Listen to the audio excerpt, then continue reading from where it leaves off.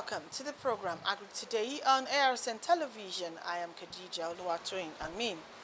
This week we shall take a look at the unveiling of dairy policy by the federal government on the backdrop of the World Milk Day, which is celebrated June 1st every year. The federal government says it is implementing new strategies aimed at supporting dairy farmers and ensuring the sustainability of milk production. These initiatives, it says, are aimed at addressing a range of issues including fair pricing, environmental impact, and technological advancement in the dairy farming.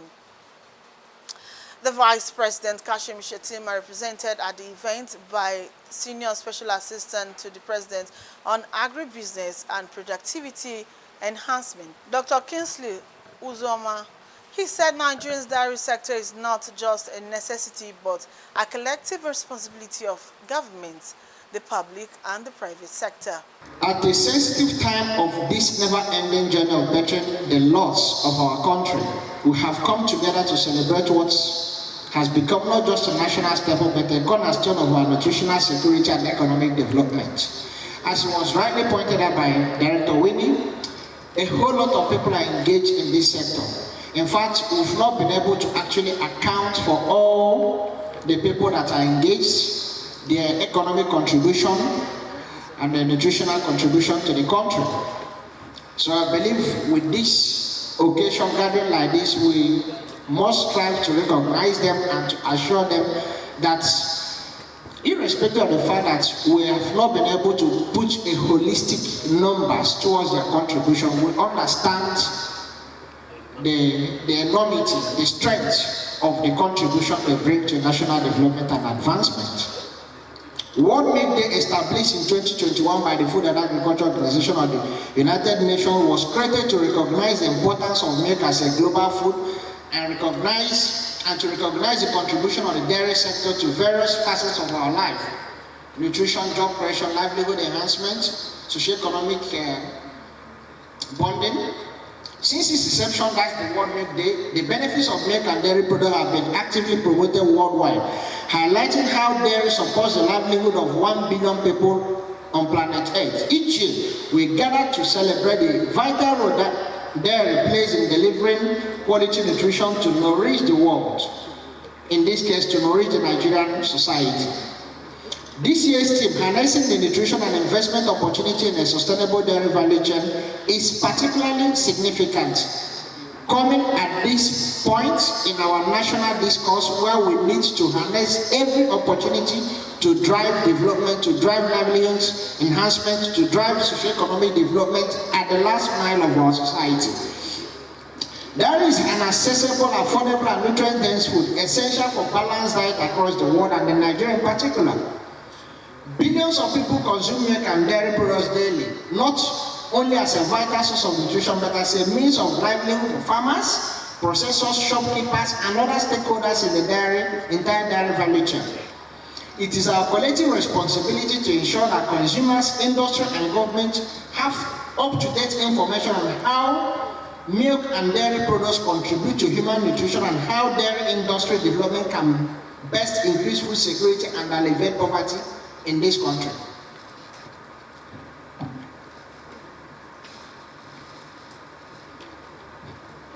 In Nigeria, dairy farming presents significant opportunity for economic development and youth employment. Currently, it's just limited to few headers, but with the unveiling of this policy and the total transformation which the ministry under the leadership of the Director of Animal Husbandry is trying to institute, we'll begin to see the expansion of the economic derivatives that are inbuilt within this sector. However, these opportunities do not come without challenges. Our livestock farmers often face issues such as inadequate feed for their animals, especially during the dry season. As most of the livestock farmers in the country, cattle are mostly northerners, and most of the land area within the northern belt where the animal husbandry cattle is predominant listing is also within the arid, sub-arid region of the country where we lack access to water, so we have just seasonal supply of feeds.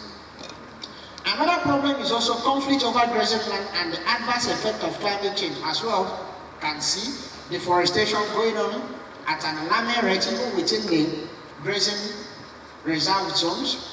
In the former administration, when we were trying to operationalize NLTP, we visited most of the grazing reserves, and what we could find is just barely plain lands that have been denuded, deforestation. So that's actually part of the challenges that are limiting the full, reaping the full potentials within the sector. So these challenges are compounded by violent conflicts between farmers and cattle headers over land and water and grasses, a situation exacerbated by increasing droughts and the pressing need for sustainable solutions. We believe that the policy that will be unveiled will be able to address this and provide lasting solutions to all these challenges that are limiting the Nigeria reaping the full potentials inherent within the sector. Again, food insecurity in Nigeria, particularly among children, is also alarming, and the dairy sector is one of the potent distinct instruments to address that. According to UNICEF, about 25 million children in Nigeria are undernourished and stunted, making our country rank #1 in Africa and second global in terms of malnutrition prevalence among children. The dairy industry in Nigeria can play a critical role in addressing this issue, providing essential nutrients, vitamins, protein, magnesium, and calcium necessary for proper growth and development from infancy to adulthood. Therefore, addressing this policy alone is just not for economic or normal nutritional benefit. We are talking about the nutritional security of our children, because if we don't get them developed very well, that will actually affect them, their ability to reason and to profile, to have intellectual discourse in the future. The demand for animal source of foods in Nigeria is driven by three major factors: population size, including milk, that's animal source of food, including milk, population size, income per capita, and urbanization. And all these three things work together to actually increase the challenges the sector faces. Our population grows, so does the demand for livestock and milk products.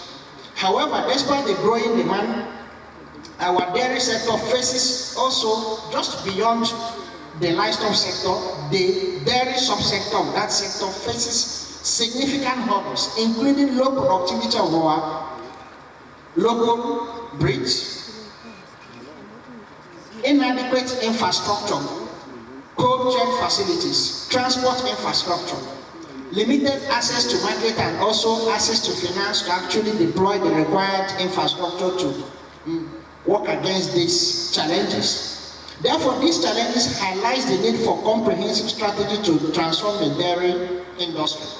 Recognizing these challenges, the lack of access to market, lack of access to finance, the low productivity, the bad infrastructure, the federal government of Nigeria, through the Federal Ministry of Agriculture and Food Security, is launching the National Dairy Policy with the objective of transforming the dairy industry in Nigeria by addressing key obstacles that we've mentioned earlier, such as lack of modern global best practices for crossbreeding and calving, mainstream challenges, low investment, disorganized milk collection schemes, high cost of milk collection and cold chain facilities, poor transportation infrastructure, unstable electricity or power supply, pervasive insecurity within the livestock domains in the country, and limited access to finance and inadequate dairy infrastructure as a whole.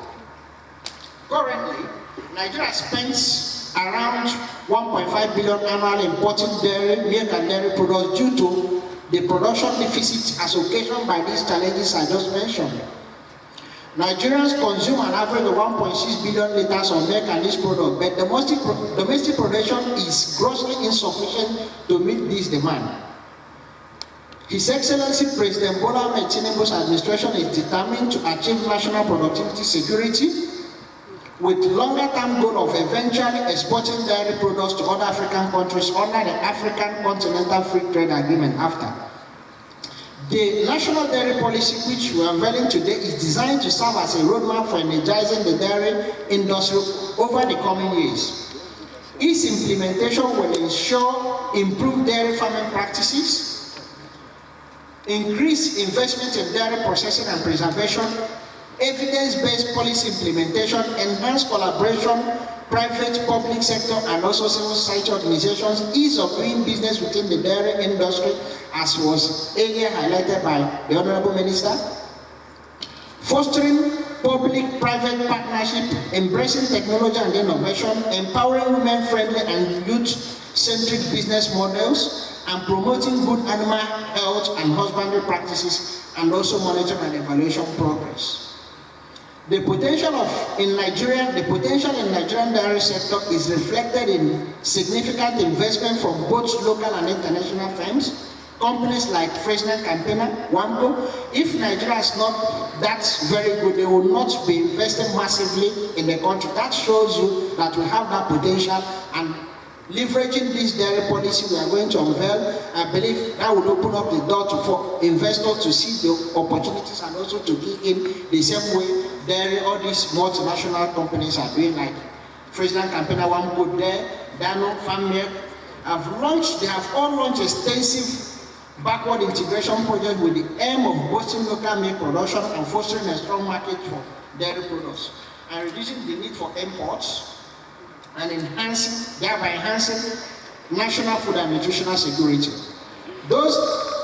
These involve setting up state-of-the-art dairy farms and processing facilities, creating thousands of jobs, and promoting local economic development and also cohesion. Because once you have a thriving economy within an ecosystem, you have that national cohesion. People begin to live in peace with each other. More often than not, what always drives us apart is just people, they are doing well, this other person is not doing well, begin to envy you. But once you have a thriving socio-economic environmental system, you begin to build that cohesion to get the society to work together for good. Comprehensive development strategies are crucial to overcoming the challenges faced by the Nigerian dairy sector. While the federal government, led by His Excellency Mr. President, will continue to support such laudable efforts by sustaining and enabling environment for sustainable inflow of much-needed capital and technology transfer, we know not to rest on our ears. Greater investment in the sector and better regulatory framework are essential to support growth and impact at scale. And this is what we intend. We believe this national dairy policy will help us to do. Special recognition is extended to the Federal Minister of Agriculture and Food Security, along with esteemed organizations such as the Commercial Dairy Ranchers Association of Nigeria, CODRAN, ably impressed here, the Federal Minister of Industry, Trade and Investment, the Raw Material Research and Development Council, the Food and Agriculture Organization, and other key sector players for their dedication to advancing the Nigerian dairy sector.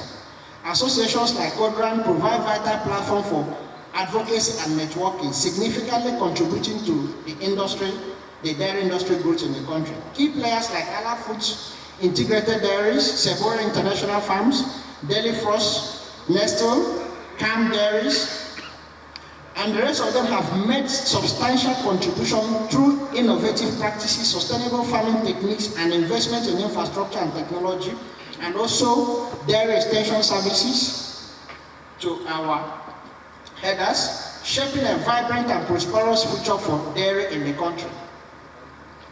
From the supply perspective, the Nigerian dairy sector presents numerous investment opportunities for savvy investors. That's why we have people like Fresnel Campaigner, Ala, all of them working hard to increase their market share and their dominance within the market.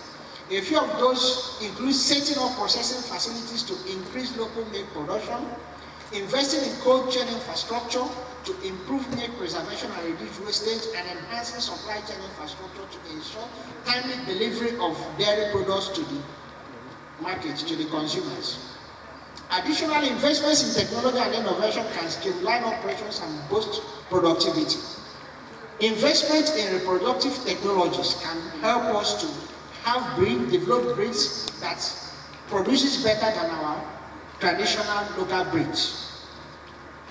While public-private partnership can facilitate access to finance and resources while de-risking long-term commitments to the sector, it's very important. The Honorable Minister is here. Requisition has been made to him to ensure that we begin to have access to single-digit credit facilities to the dairy operators within the country. At the unveiling of the dairy policy, Senator Abdullahi Sabi and other stakeholders asserted that the Nigerian dairy policy provides guidelines for the development of the dairy industry in Nigeria. Let's hear from him. The policy itself was packaged with so many things in mind, and like you very well know, a policy is supposed to serve as a guide for us, to have a direction. So if we have been rudderless before, if we never had a direction before, and if the direction was short, as the Director of Animal Husbandry had tried to point out, that is just a small provision in the various policies she has mentioned.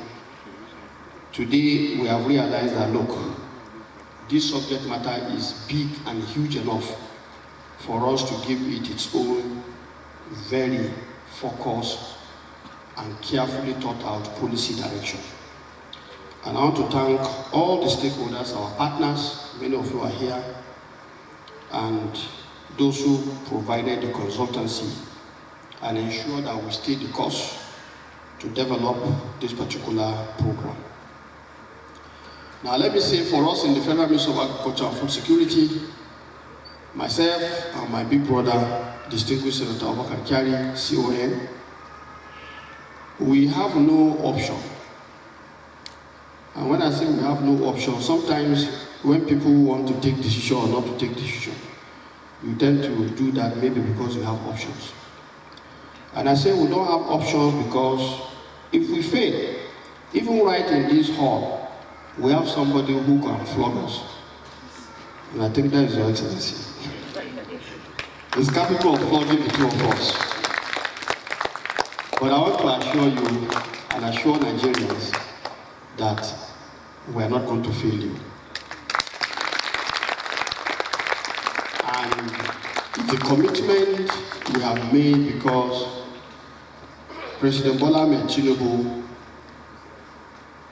is never in doubt as to what he wants to achieve for Nigeria. He wants to see a new Nigeria that is anchored on a progressive path of growth and economic development. And that path of growth will require many economic growth paths like the dairy industry. And you agree with me, if today we are saying our import bill is in the range of 1.6 billion, you can say it is more. Whatever it is, for you to have an import bill that is more than 1 billion, I think it calls for a very serious action. And we cannot pretend that this issue is not hurting our economy. It is hurting our economy. And so, when you look at the potentials in this sector, and I do recall vividly a document or a book I saw dating back to 1904 or so, published by Oxford University, Cattle in Nigeria. I borrowed it to somebody and it has not come back to me up to today, and I'm still looking for it. But then, what I saw there was, we've lost the mark a long time ago. At that time, some of the things I read, and even some of the directions being shown, explains why, I think in her remark, she showed us pockets of areas where attempts were made. Is it, you mentioned Obiaja, Oyo, and so many others. And these are all areas where if you go in there and check what is happening, you realize that they represent the best place we will have actually used as our nucleus of development of not just the dairy, but the entire livestock sector.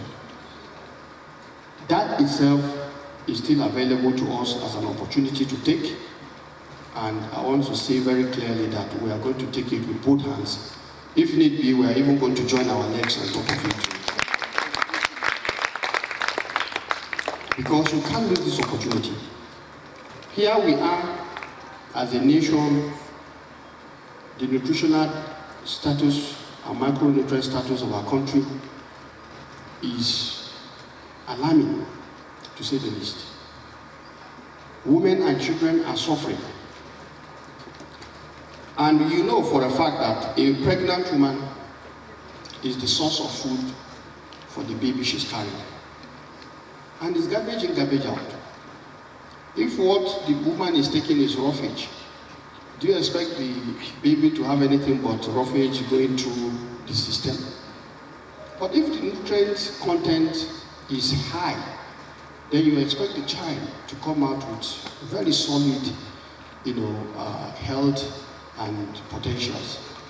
So I think we have our job cut out for us, and I want to assure you that we are more than ready. The other aspect I would like to touch before giving some highlights, because to me, what I'm saying here represents the fundamental issues we should all understand and try to make progress on. I'm happy with the narrative about financing, for example. And I think the key instrument available globally, which has received so much attention, is actually the aspect of cooperatives that you mentioned. And let me say that this is another sector that we are working very hard now to revive, because we know the contribution of cooperatives to economic growth and development, and even for mobilization of financing. But the cooperative sector cannot grow when you are not able to organize people on the basis of trust, sincerity, honesty. And so we are working very hard on this, and the fact that this is something we require within the context of consolidating efforts, I think it is something we are going to take very seriously. And I believe what is required here is for us to have some guidelines, because yes, you have various companies operating. They have some maybe people who are their collectors that they are working with. But then what is the structure? What is the rule of engagement? How are they engaging? How are they operating with each other? I think we need to find some very innovative ways to support that effort. And I believe this policy before us has talked about many of these issues. But suffice it to say that by implementing the dairy policy, we are going to create the enabling environment and supportive environment for those who are operating in this sector to grow. Because we know in their growth, we are going to benefit as a country in 1, 2, or 3 places. First, they are going to cut our import bill, a kind of relief to the heat our foreign reserves is receiving. They are also going to support availability of the milk and milk product or dairy product as it is, so that the nutritional status of our country can begin to improve also. Because when things are available, the tendency is for it to be available at an affordable rate. Scarcity brings a higher price. So that itself is a motivation. And then lastly, or one before last, is to say that it is going to support job creation. Because if you look at the value chain, there are quite a number of roles people can play. And many people will be able to take advantage of such an evolving scenario. And just like we all know, in one of the presentations, we saw how one of the operators was able to multiply the area of, the serving point of their products to the extent they are able to train and, to use the word win or graduate, more than 3,000 Nigerian youths who are depending on that for their livelihood and even to support their family. Now, The other aspect is that we are setting a meat production target of 1.6 billion liters. Director, is that our target? I'm asking, is that our target? And we have the maps that will consume it. Big maps that will consume it. Now, you know, sometimes, like you said earlier, when you are setting target, you need to be ambitious. If you are not ambitious, you will not get anywhere. It is when you aim higher that you are able to go higher. And we surely want to go higher. And so, here, we will need to really find out a simulation of how we're going to get there. And I think that will be the next level of work that will come in terms of interpreting the policy to bring out programs and projects that will enable us to work on a very clear path to progress. According to the federal government, the national dairy policy is designed to serve as a roadmap for ensuring improved dairy farming practices, increased investment, and evidence-based policy implementation. On that note, we wrap it up on the program for this week. Join us again, same time, same station next week. I am Khadija Oluwatoyin. I'm saying bye for now. Today marks a transformational day in the socio-economic advancement aspiration of Nigeria, of Mr. President Bola Ahmed Tinubu, as we believe that this national dairy policy is an instrument that will help us to accelerate, to pace towards the finishing line of import substitution, foreign exchange savings through import substitution from the dairy subsector, and foreign exchange earning through dairy production and exports to at least the African region, leveraging the African Continental Free Trade Agreement. And in fulfillment of the promises of the administration of President Bola Ahmed Tinubu to address different social, economic challenges in the country one by one, we take the bold step of unveiling this national dairy policy as our action towards addressing the challenges in the sector.